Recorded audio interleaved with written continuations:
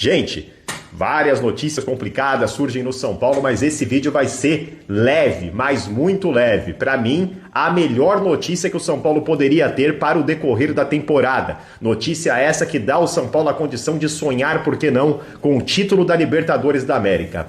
O Caleri ainda segue fora, né? Muito difícil que o Caleri volte ainda. Tem quem fale segundo jogo de semifinal, mas aí eu já começo a entrar em uma projeção remota demais, é muito achismo. A questão maior aí, nesse caso, é do Marcos Antônio, do Arboleda e dos reforços, né? Rigoni, que foi para campo ontem, do Tolói, do Mailton e dos retornos desses jogadores que estavam fora. O Enzo Dias volta, que estava suspenso também no último jogo contra o Cruzeiro. O Wendel já está melhor condicionado fisicamente. Então a gente deve ver um time contra o Botafogo bastante diferente, inclusive com a possibilidade de ter um time mesclado aí para não exagerar contra o Botafogo. Não sei o que o Crespo vai montar, ninguém sabe. É uma futurologia muito grande, principalmente porque a gente vai ter muitas sessões de treino essa semana e com muitos retornos. Então é muito difícil que a gente veja as perspectivas, tanto do que vai enfrentar contra o Botafogo, muito menos quanto do que vai enfrentar contra a LDU, que parece que está próximo, mas não está. A gente está falando aí de uma distância relativamente grande. A gente está de hoje ainda tem 11 dias, é muito chão do que vai acontecer, do que vai rolar até esse jogo para lá. Eu só acho realmente que vamos ter inscritos os 3 jogadores, Tolói, Mailton e Rigoni. Na minha opinião, não devemos ter nenhum tipo de reforço nesse meio tempo, isso é uma opinião. O pessoal diz que ainda está analisando nomes, que não tem absolutamente nada assim, já em estágio que você possa falar, opa, estamos avançando alguma coisa, e para mim, mesmo que chegue, ainda não é uma situação que você fale, vai dar tempo e a gente vai conseguir escalar um pessoal dentro do campo. Mas o futebol, como nada é impossível, a gente não pode cravar, a não ser que realmente feche a lista e o São Paulo faça as inscrições assim. A gente vai ficar de olho aí no dia a dia e vai ficar acompanhando.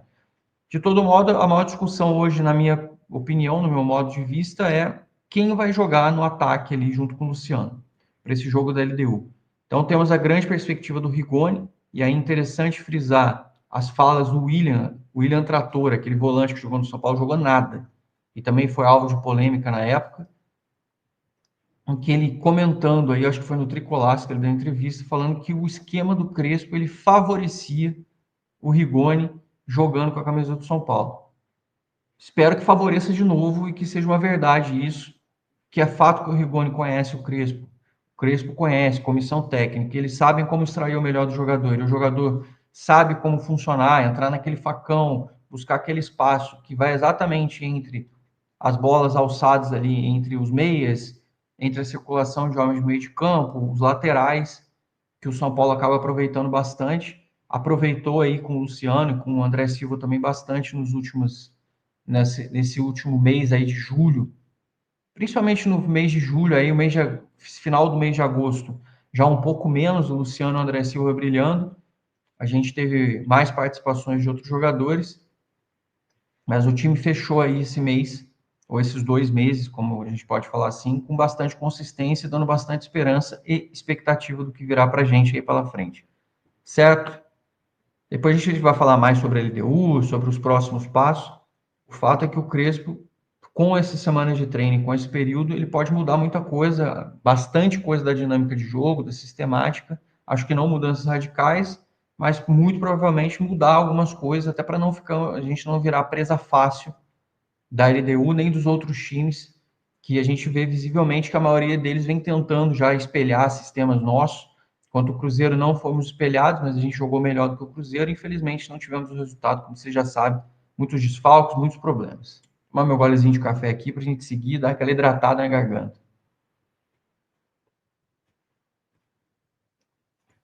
Então não tivemos muitas novidades sobre reforços, né?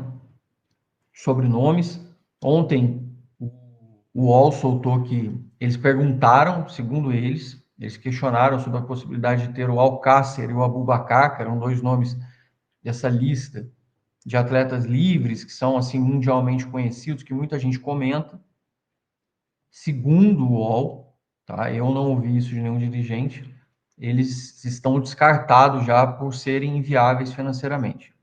A priori é o que parece mesmo, mas são jogadores que estão livres e sem clubes no mercado, até este momento. O Patrick, impressionante, deu para trás o negócio com o Paphos. Eles tentaram mudar os valores de negociação com o São Paulo. Eles devem ter conseguido algum outro jogador, porque não faz sentido. Então, a priori, a situação está congelada, está travada, indefinida. Neste momento, o Patrick se apresenta na terça-feira no São Paulo. Claro que enquanto tem coisas a serem ditas, tem negociações a serem feitas, a janela cipriota continua aberta, existe a possibilidade de inscrição. Mas, a priori, a negociação do Patrick está cancelada.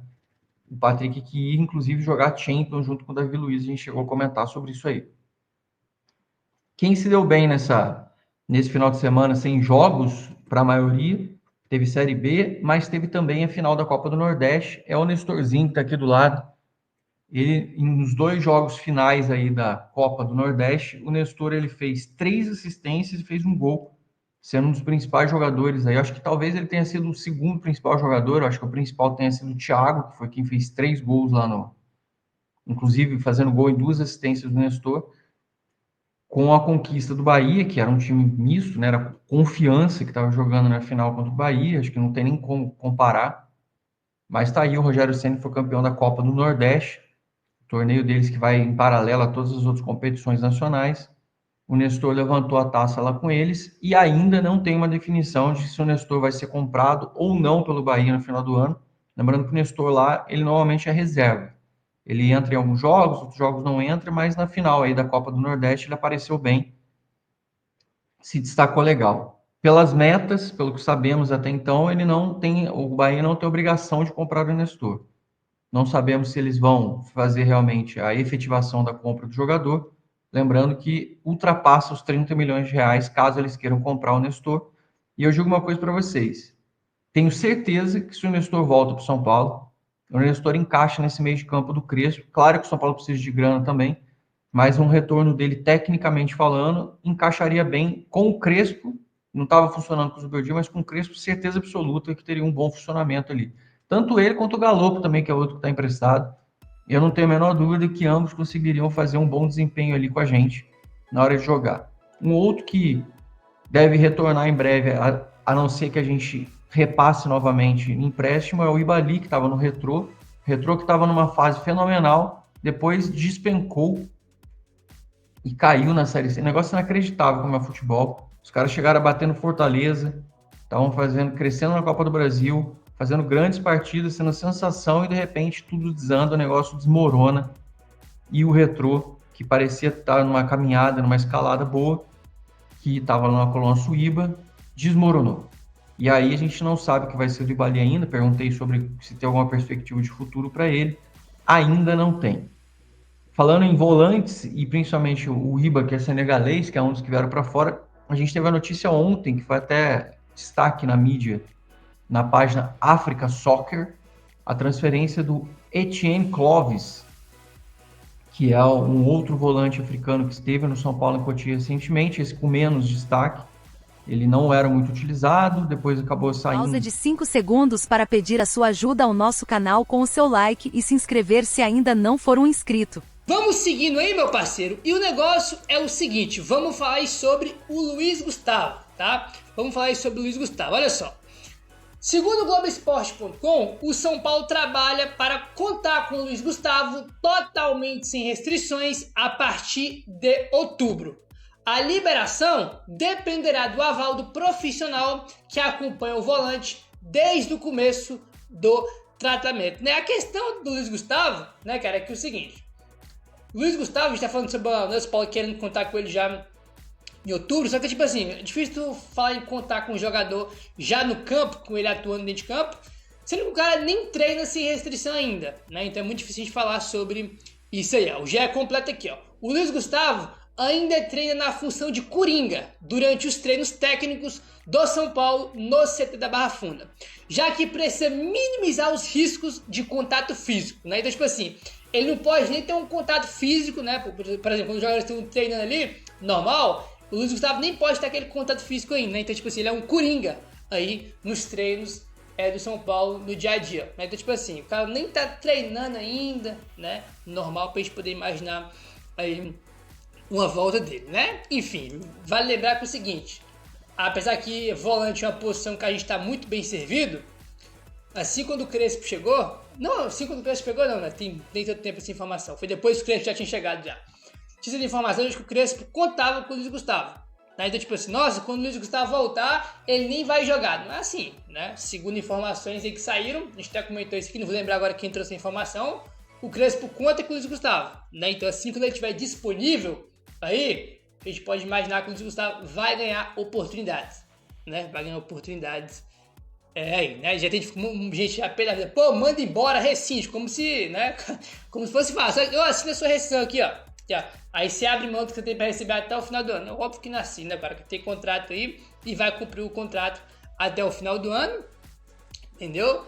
E, cara, assim, eu gosto dele. Teve aquela questão que ele falhou no ano passado, né? Fato aí no jogo mais importante do ano contra o Botafogo. Que ele fala no gol do Botafogo no Morumbi, né? Que foi 1-1 aí. O gol do Botafogo foi uma falha dele. Mas, tipo assim, eu acho que ele fez uma temporada boa ano passado, eu gosto dele, acho muito bom jogador, né? Mas, tipo assim, já tem 38 anos de idade, né? Ele não tem a intensidade que o Marcos Antônio, que o Bobadilha, que os outros volantes têm, entendeu? E tá voltando aí de um tromboembolismo pulmonar, né? Que é um problema de saúde muito grave. Então, tipo assim, o cara tem uma idade já avançada e vem de um problema de saúde grave. Como é que ele vai voltar? Né? Então, tipo assim, difícil imaginar aí, né? Sei lá, que ele vai ser titular do São Paulo. Acho que não, né? Mas enfim, vamos aguardar aí. São Paulo quer contar com ele sem restrição já em outubro. Vamos ver aí o desenrolar dessa situação, belezinha? Agora, meu parceiro, bora falar aí. Eu falei pra você do jogo contra o Botafogo, né? Que é o nosso próximo jogo, que é domingo contra o Botafogo. A gente tem muitos jogadores no DM, mas tem uma expectativa boa para alguns já voltarem nesse confronto contra o Botafogo. Um deles aqui é até uma novidade, que não tinha essa expectativa antes, mas agora tem. Olha só, Globoesporte.com. Atualmente, o São Paulo conta com 9 jogadores fora de combate por lesão. Cara, que bizarro é isso. 9 jogadores, cara. Eu fico achando o jogo de outros times, né? Eu fico imaginando, cara, imagina te pegar esse time aqui e tirar 9 jogadores desse time. E a maioria é titular, né? Toda vez que eu vejo isso aqui, eu fico espantado. É bizarro, né? É bizarro. E jogou contra o Cruzeiro, né? Sim, 11.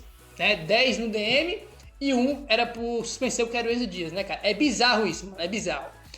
Para o jogo contra o Botafogo, no domingo, dia 14, o São Paulo espera contar com Arboleda e Alisson, que não é nenhuma novidade, e a novidade está aqui, Marcos Antônio, tá? Então o São Paulo já espera contar com Marcos Antônio já para o jogo contra o Botafogo, que seria um reforço de muito peso se ele volta nessa partida. Vocês vão lembrar que quando ele se machuca contra o Galo, contra o Atlético Mineiro, as informações que tinha aqui, o São Paulo ia tentar recuperar ele para o jogo contra a LDU, que é o jogo depois do Botafogo, né? Domingo tem São Paulo e Botafogo e no meio de semana seguinte tem LDU e São Paulo lá em Quito, jogo de ida da Libertadores, né? Então, tipo assim, a expectativa é dele voltar só contra a LDU, mas agora já tem aí uma possibilidade boa, né? O São Paulo já espera contar com ele já pro jogo contra o Botafogo, que seria ótimo, né? Se você for olhar, ele se machucou no jogo contra o Atlético Mineiro, né? Então, tipo assim, o São Paulo vai ficar 2 semanas sem jogar, aí teve a semana, né, do jogo do Atlético pro jogo contra o Cruzeiro, que ele também não tava. Então, tipo assim, dá 3 semanas aí, né? Do último jogo do Marcos Antônio até o jogo contra o LDU, né? Então, tipo assim, o cara vai contra o Botafogo. Então, tipo assim, o cara vai voltar sem ritmo, né? Então, ele voltar um jogo antes, né? Em relação ao jogo da Libertadores, vai ser ótimo, né? Já pra ele ganhar um pouco mais de ritmo ali. Então, tipo assim, vamos torcer para que ele realmente volte, né? Que vai ser um reforço de muito peso. Marcos Antônio aí tá, sei lá, na pior hipótese, está entre os 3 melhores jogadores do time do São Paulo, nesse crescimento aí com o Crespo, né? Então a gente já espera contar com ele, na informação do GE, o São Paulo já espera contar com ele já nesse jogo aí contra o Botafogo domingo, né? Vamos torcer, né? Vamos torcer, porque antes não tinha essa expectativa, mas agora...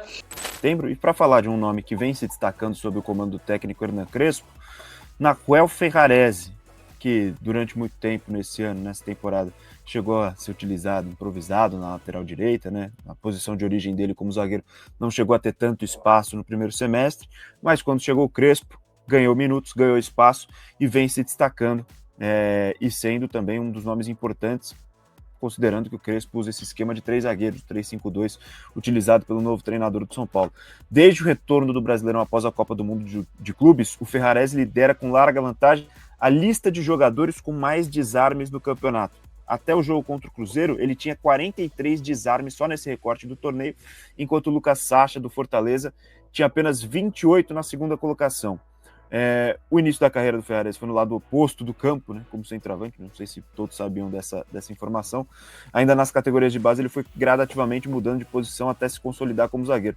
E como nessa função, né, falando sobre essa evolução, essa troca de posição, ele chegou a comentar, né, abre aspas, desde que cheguei na Argentina com 12, 13 anos até os 16, eu sempre joguei de centroavante, depois fui descendo, joguei em todas as posições praticamente, só não joguei de lateral esquerdo. De 14, 15 anos joguei de volante, de 10, de meia pela direita, meia esquerda, aberto. Ou seja, o Ferrares é um cara que passou por todas as posições durante a formação dele, até chegar na posição de zagueiro, e vem jogando bola, né? Vem jogando bem. Não é só pela estatística, né? Uma estatística importante, ele ser líder de desarmes nesse recorte desde que o Crespo chegou ao São Paulo, mas vem jogando bem, vem demonstrando boa saída de bola, né? Até ele que dá o passe, por exemplo, para o gol do Tapia contra o Fluminense.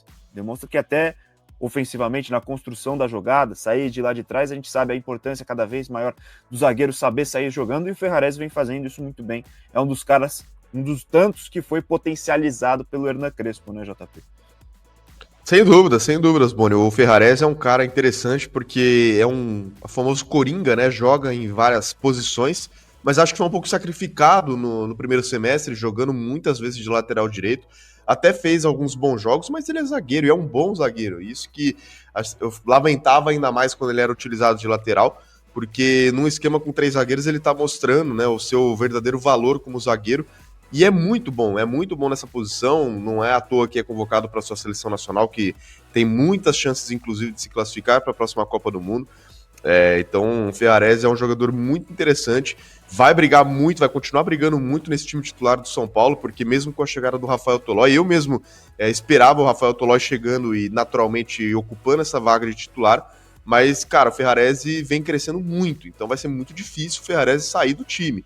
O Tolói vai ter que mostrar um grande futebol para tirar qualquer um dos 3 zagueiros do São Paulo titulares, porque a zaga está muito bem definida nesse momento com Arboleda, Alan Franco e Ferrares, apesar do Arboleda estar lesionado, é o titular natural da posição, Sabino é o reserva, mas o Ferrares, cara, acho que nesse recorte, talvez, do trabalho do Crespo, tenha sido o melhor zagueiro. Acho que não é exagero a gente falar que no recorte do trabalho do Crespo, o zagueiro mais consistente do São Paulo foi o Ferrares. JP, ele jogou mal na Libertadores. Concordo, de fato ele não foi bem, principalmente no jogo de ida contra o Atlético Nacional. Mas se a gente fizer um recorte mesmo dos jogos do Crespo, para mim o Ferrares foi o zagueiro mais regular. Em várias partidas ele foi o melhor zagueiro do time, né? Foi o melhor jogador da zaga. E se a gente fizer um apunhalado geral, para mim o Ferrares é o zagueiro que vem mais se destacando, talvez, no trabalho do Crespo. Vem se destacando bastante.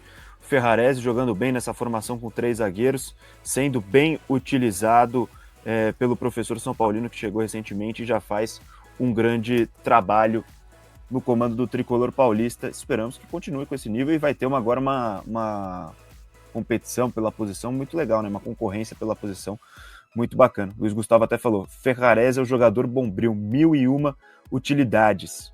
E a Milena falou, Tolói pode ser de repente até um bom reserva, pode servir melhor que o Sabino. Não sei não, hein? Eu tô achando que o Tolói vai chegar bem. E vai dar uma concorrência legal para a posição, que a gente sabe que o Crespo gosta de zagueiro, né? Pode falar, JP. Eu pedi desculpa aí que eu usei a expressão errada. Eu fui falar um apunhado geral, eu falei errado, falei a palavra errada, mas desculpa aí, galera. Só corrigindo aqui. Na hora eu não percebi, mas depois eu falei, nossa, acho que eu falei coisa errada. Desculpa aí, galera. Bem. Tá tudo certo, velho. Tá tudo certo, não tem problema não. Não tem problema não, fica tranquilo. Crespo prometeu um São Paulo competitivo, chat. Não falou assim, não, nós vamos jogar bonito Globetrotter, meter... São Paulo vai disputar as bolas, competitivo, e ele tá entregando. Isso ele tá entregando. Mérito total de Hernan Crespo. Prometeu um São Paulo que ia brigar por cada bola, ia competir. Ia tirar aquela preguiça que me irritava profundamente no tricolor, que eu falava pra vocês. Não sei o que acontece, que de vez em quando, um sábado de garoa aqui em São Paulo, os caras... O que é hoje, professor? Ai, Mirassol, Morumbi. Vamos lá, atropelado. Pelo menos agora acabou isso aí. São Paulo tá competindo mesmo com 10 desfalques, com um monte de gente fora. Isso é bom. 2 torneios, uma quarta de final e o brasileiro para lutar. Como é que tá o meu elenco? Oscar, não sei. Lucas, vamos tentar jogar de titular contra o Atlético. Sentiu, vai pra cirurgia. André Silva rompeu o cruzado. Eu preciso de um jogador. Né? E aí, assim, entre a tentativa válida do Marcos Leonardo e a efetivação e um jogador que ele conhece, ele prefere um jogador que ele conhece. O Marcelo Asquino tá aqui, ó. Mal está certo, tá falando. Quem? Marcelo Asquino. Um abraço pro Celo. Mas tá certo do que? Ele já falou um monte de coisa. Não, acho que do que ele falou agora. Falou daqui o Lucas, Rigoni, o Crespo, sei lá quem. O Tapia, essa turma que chegou, você, Dineno, Tapia e tudo mais. Você tá com mal? Eu tô. É bem abaixo, né? Eu concordo com o que ele tá contra mim. O Arnaldo falou, que o Dineno não foi contratado pelo treinador atual e não se encaixa no estilo de jogo do treinador atual. Mas vai ser útil. Por exemplo, digamos que no jogo contra a LDU, São Paulo batendo na madeira aqui, pelo amor de Deus. Tá 0x0. Exato, perdeu o jogo de ida, tá 0x0 no Morumbi. Ele vai botar o Dineno pra tentar chuveirar 815 bolas por minuto e ele... Mas o Juan Dineno só presta pra isso, um postão pra ficar brigando por... Lembra quando ele foi cobiçado, quando ele tinha surgido, né? Por vários, inclusive pelo próprio São Paulo, né? Foi cobiçado lá, é só isso mesmo. No estilo atual, acho que é o que dá pra aproveitar dele. É um cara que não se encaixa na característica do Crespo. Ele não tem tanta valência pra, por exemplo, buscar fazer um pivô. Ele é mais um pirulão, assim. Mas que o GBR aqui faz o GBR faz uma ponderação aqui. Então, por esse modo de vista, o Caleri não vai jogar com o Crespo. Não, eu acho que o Caleri entrega outras coisas, né? Porque o Dineno, que ele puxa de marcação. Exato, rapaz. e ele segura muito bem no pivô. Eu acho que, inclusive, o que eu vi do jogo do Atlético Nacional de Medellín, por que eu acho que ele não entrou com o André e Ferreira no jogo de ida? O que ele pensou? O Atlético Nacional de Medellín vai me pressionar, vai me sufocar e eu vou tentar buscar uma bola de tempo com o André, segurando uma bola no pivô. Só que o André não consegue fazer o pivô diferente do que fez no jogo de volta. Pra mim, foi o melhor em campo, inclusive. Mas no jogo de ida, ele não conseguia segurar essa bola no pivô. O Caleri seria esse cara. Por quê? É pressão dos caras, abafa dos caras, bola do Caleri pra ele segurar o São Paulo sair de trás. Eu acho que foi isso que ele tentou fazer com o André. Mas o André não conseguiu segurar a bola. E aí, no segundo tempo, ele busca tentar sair com velocidade no contra-ataque. Mas, quando o Caleri voltar, quando o Crespo pensar nisso, eu preciso de um pivô pra segurar minimamente uma bola, vai ser o Caleri, porque o Caleri te entrega isso. O Dineno não sei se te entrega isso. Primeiro, não teve tanta amostragem do São Paulo, não teve tanta chance de ser esse pivô de força, esse cara pra segurar, mas esse pirulão. O Caleri eu acho que ele te entrega outras coisas que o Dineno não te entrega, que é essa questão de, segurar um zagueiro. O São Paulo e Palmeiras é sempre marcado por Caleri e Gustavo Gomes, porque ele segura o Gustavo Gomes e segura no pivô o jogo inteiro.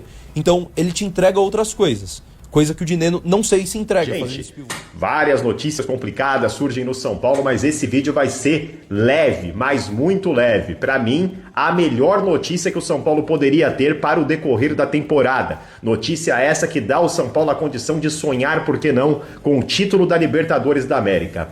Lucas Moura, gente, segundo o doutor aqui, ó, deixa eu pegar o médico dele, que é quem cuida do Lucas, né, o Moisés Corrêa, o Lucas está 100% livre de contusão. A contusão dele está totalmente curada. O que foi verificado nessa artroscopia, né? Assim que fala que ele fez, foi retirado lá uma camada de cartilagem. Isso já está certíssimo. A dor, se o Lucas sente alguma dor agora, ela é totalmente da questão da cicatrização do procedimento. Mas ele disse que está tinindo. Ó. Eu vou até ler o que ele escreveu aqui, ó.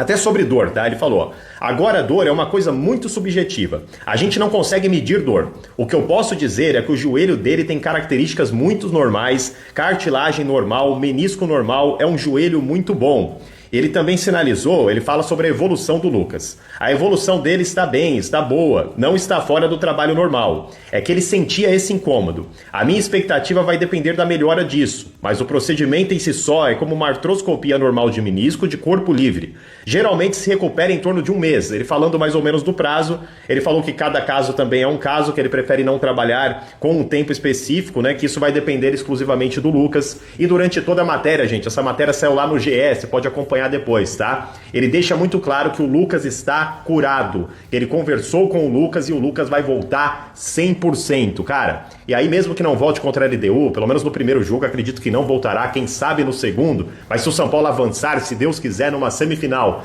você ter o Lucas Moura 100%, muda o patamar do São Paulo, gente. Muda o patamar. Pra mim, o Lucas é o jogador mais capacitado do elenco do São Paulo. Eu digo mais, até o retorno do Lucas é até mais importante do que se tivesse vindo o Marcos Leonardo, por exemplo. Cara, Lucas é um baita jogador. Eu sei que tem muita gente brava, se machuca muito, gente, mas assim, O cara não tem culpa, cara. Né? Tem jogador que é chinelinho e a gente bate nesses caras e cobra bastante.